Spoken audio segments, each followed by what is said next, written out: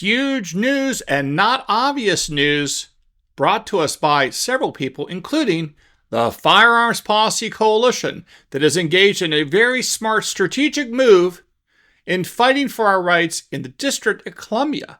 That's right. You're not going to want to miss this one. Going to get geeky in one moment. Hey folks, I'm Mark Smith, host of the Four Boxes Diner, proud American gun owner, constitutional attorney, member of the United States Supreme Court Bar, and I'm proud to say the top voice of the Second Amendment in America. Thank you, 2025 Gundies Awards. All right, folks, before we get into today's episode, I want to remind you all, if you're in Salt Lake City, Utah this weekend, make sure you stop by and see me either at AmCon or also at the Second Amendment Foundation's Gun Rights Policy Conference, where I will be giving some speeches and talking to folks about the right to keep and bear arms. So if you're out there, make sure you swing on by and say hello. I'll be there this weekend in Salt Lake City, Utah. That's right, Salt Lake, very pretty city. And we'll have more to say about that down the road.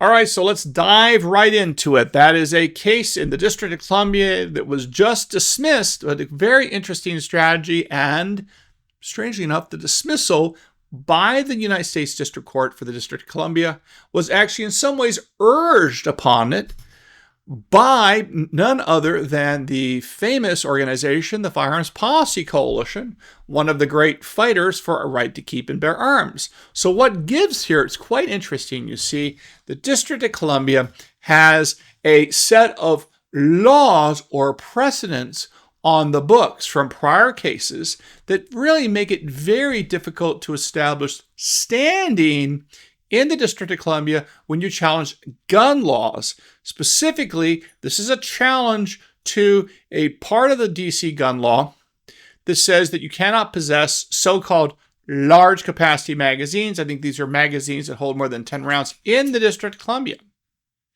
Well, guess what?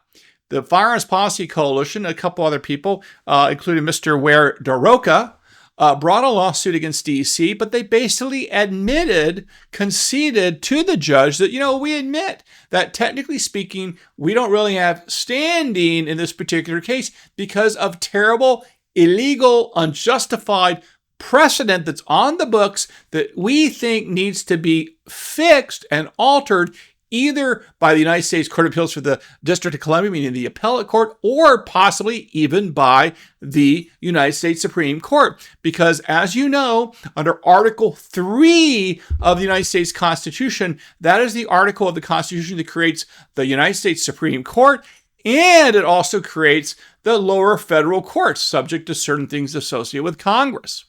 Now, in Article 3 of the U.S. Constitution, it says that the jurisdiction of those federal courts is not unlimited. So if you sue in a state court in Nebraska or New York or California, you can sue in state courts for just about anything, any kind of issues.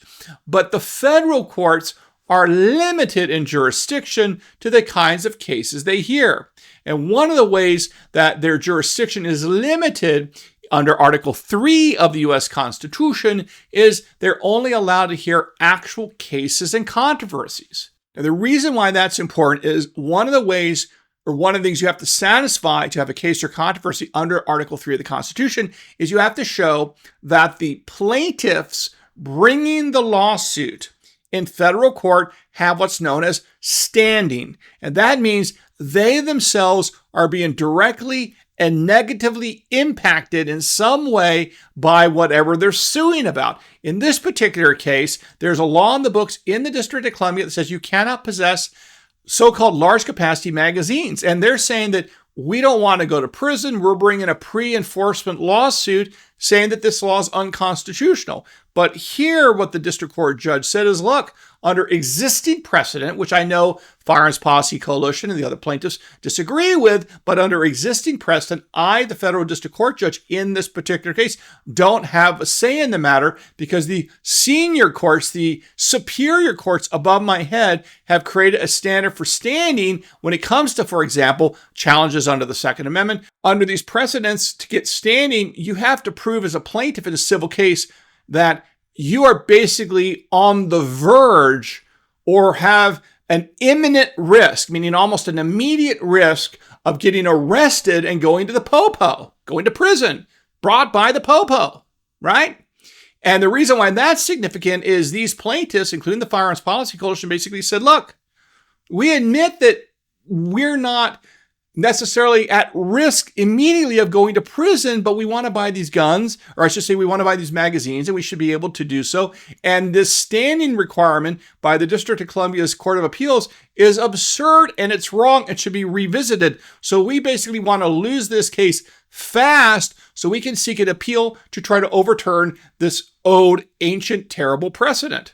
Now, what's also quite interesting, and this is kind of an example, remember how I always taught you that American law, especially constitutional law, is like a big spider web. Think about a spider web. If you walk up to a spider web, no matter how big it is, and you take your fingers and you grab one strand of like 1,000 strands, one strand of that spider web, and you yank on it, what happens? The entire spider web will move, even though all you're doing is yanking on one strand of that huge spider web. That is a metaphor, as I see it, to when you litigate constitutional issues. And why do I say that? Or when you consider constitutional issues, and why do I say that? As you may recall, we reported excellent, fantastic news, which I totally support the outcome here, about a month ago or so, maybe 3-4 weeks ago, about how Pam Bondi, the Department of Justice, and Jeanine Pirro, Judge Jeanine, right, as the U.S. Attorney for the District of Columbia, they announced that they are not going to enforce DC's so-called large capacity magazine bans. So if you think about what just happened here, is because of that, there's no imminent risk to these plaintiffs of going to prison for possessing these large capacity magazine bans, which is kind of further proof that arguing that we're not going to enforce those laws is a good thing from my point of view, because you should be able to have a large capacity magazine. You should not be arrested for that in DC or otherwise. So that's great news. But the flip side, or the implications of that in the real world, is lawsuits like this, in this case involving the Firearms Policy Coalition in DC, make it harder to establish standing when you sue, because it allows the District of Columbia to say, look, we're not enforcing this large capacity magazine ban. And because of that, there's no risk to you plaintiffs of getting arrested and going to prison because it's not being enforced. So when you sue in federal court to challenge this law, you lack standing to do so as a matter of procedural process, because guess what?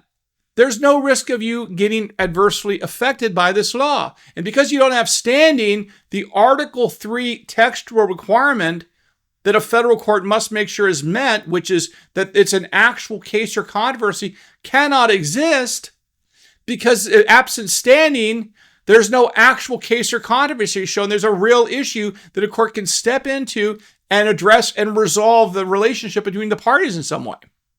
So this is a very interesting strategic move by the Firearms Policy Coalition. I applaud their effort here. And, they're going to obviously take an appeal up to the U.S. Court of Appeals for the D.C. Circuit. And they're going to be arguing to overturn this kind of crazy, too narrowly focused view of standing. And it'll be very interesting to see what happens. I suspect the U.S. Court of Appeals for the D.C. Circuit will probably reaffirm their precedents, but that would allow FPC to then seek cert to the United States Supreme Court, because questions of standing and what cases and controversies mean under Article 3 of the U.S. Constitution is ultimately decided by the U.S. Supreme Court itself, which, by the way, is the only court specifically named in Article 3 of the U.S. Constitution. So there you have it, folks. Hope you enjoyed today's episode. Make sure you follow me on X. Don't forget to subscribe. I look forward to talking to you again real soon here at the 4Boxes Diner. Orders up. Table 2A.